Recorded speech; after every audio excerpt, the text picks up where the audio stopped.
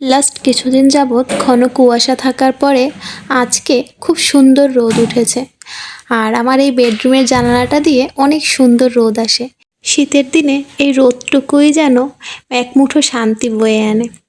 তো বসে বসে ভাবলাম কি করব, তাই এক কাপ গরম গরম চা নিয়ে এসে বসলাম এই জানালাটার পাশে।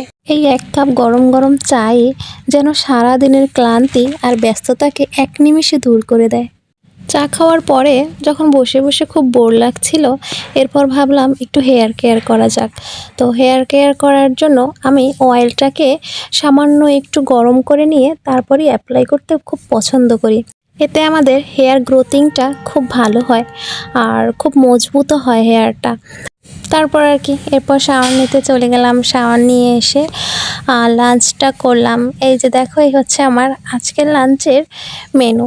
লাঞ্চ করার পরেই আমরা একটু রেস্ট নিয়ে বেরিয়ে গেলাম একটু বাহিরে।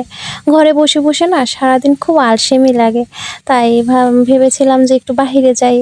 বাহিরে গিয়ে আই এম তো অবাক, তিনি আমাকে নিয়ে চলে গেলেন একটু ফুলের দোকানে। সেখানে গিয়ে এক গুচ্ছ গোলাপ কিনে দিল।